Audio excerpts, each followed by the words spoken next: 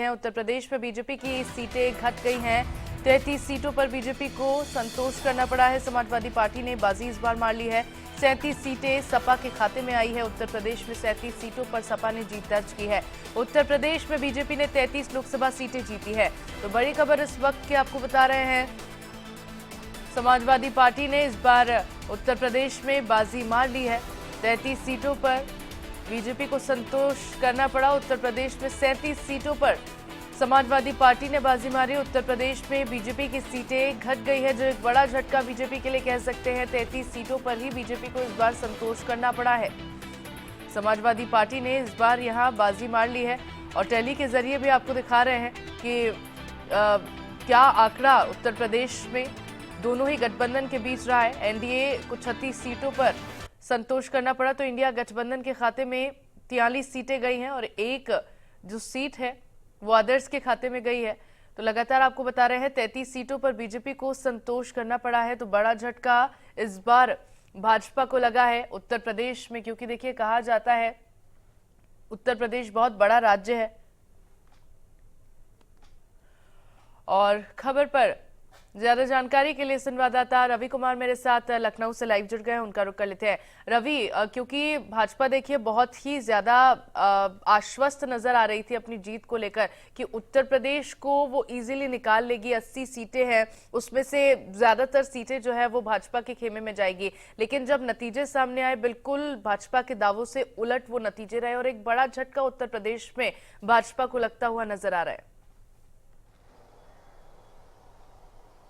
देखिए, निश्चित तौर पे जो नतीजे, अगर हम 14 की बात करें, 19 की बात करें, 24 की बात करें, तो हर बार नतीजे उलट नजर आए। लेकिन इस बार के जो नतीजे थे वो बिल्कुल ही चौंकाने वाले नतीजे सामने आए, क्योंकि इसकी तो उम्मीद बीजेपी को भी बिल्कुल ही नहीं थी। क्योंकि मिशन 80 को पूरा करने का दावा लगातार किया जा रहा था। एक दिन पहले एग्जिट पोल का जो सर्वे आया था वो बता रहा था कि बीजेपी को बहुमत तो मिल रहा है, लेकिन जिस तरीके से जब कल मतगणना शुरू हुई, 8 बजे मतगणना शुरू हुई, 9 बजे, 10 बजे, 11 बजे और 12 बजे तक जो तस्वीर सामने आई वो बताती चली कि जो विपक्ष की जो पार्टियां हैं, समाजवादी पार्टी है, कांग्रेस है, वो कहीं ना कहीं एक मजबूत टक्कर देती हुई नजर आई। और अंत में जब देर शाम या यूं कह रात होते होते जब नतीजे सामने आने शुरू हुए, वो बताते चले कि किस तरीके से जो तस्वीरें थी वो बीजेपी के उलट नजर आई।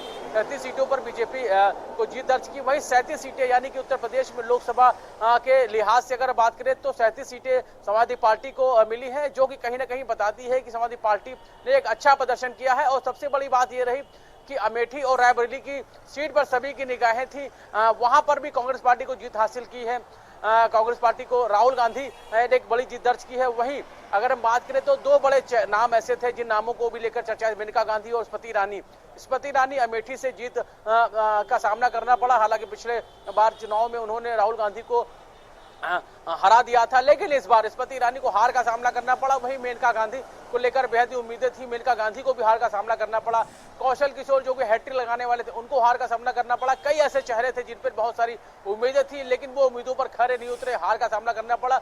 और सबसे बड़ी बात यह कि उत्तर प्रदेश में जिस तरीके से देश के प्रधानमंत्री नरेंद्र मोदी ने लगातार रोड शो किए, जनसभाएं की और लगातार प्रचार प्रसार किया और जनता से 10 सालों के कार्यकाल के बदले वोट मांगा, बावजूद उसके भी 33 सीटें पे ही बीजेपी को संतुष्ट रहना पड़ा। ये अपने आप में बताता है कि जिस तरह से ये पूरा जो चुनाव था, लोगों की जो उम्मीदें थी वो उम्मीदों पे कहीं ना कहीं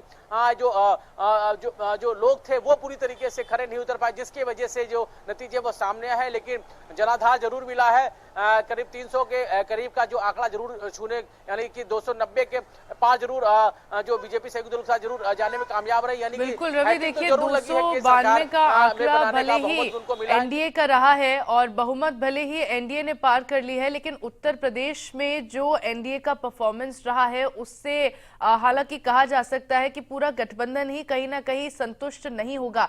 साथ ही अमेठी जैसी सीट हो गई और रायबरेली हो गई और उसके अलावा अयोध्या जैसी सीट हो गई, इन सभी से बीजेपी को हार का सामना करना पड़ा है और बहुत ही निराशाजनक यहां पर परफॉर्मेंस बीजेपी की रही है। क्या कारण रहे होंगे जिसकी वजह से इतनी बड़ी हार का सामना इन आम चुनावों में बीजेपी को करना पड़ा है?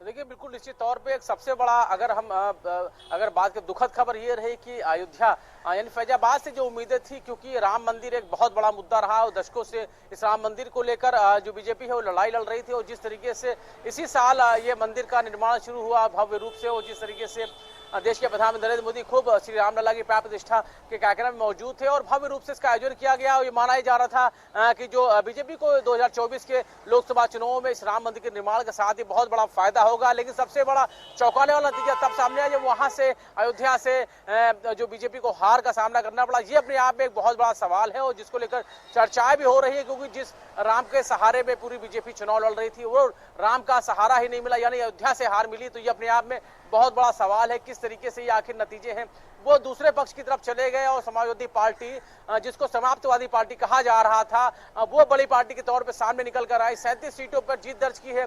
अखिलेश यादव, डिंपल यादव से तमाम सारे ऐसे चेहरे समाजवादी पार्टी के जिन्होंने जीत दर्ज की।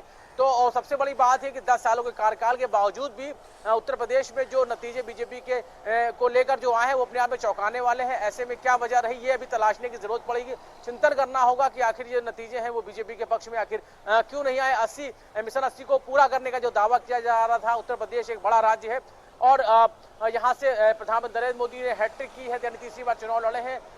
राजनाथ सिंह तीसरी बार चुनाव लड़े हैं, वो भी जीत हासिल कर चुके हैं। कई ऐसे बड़े नाम थे जिन्होंने जीत हासिल की, लेकिन कई ऐसे नाम थे जिनको हार का सामना करना पड़ा है। ये अपने आप में बड़ा सवाल है कि आखिर जिन चेहरों पर इतना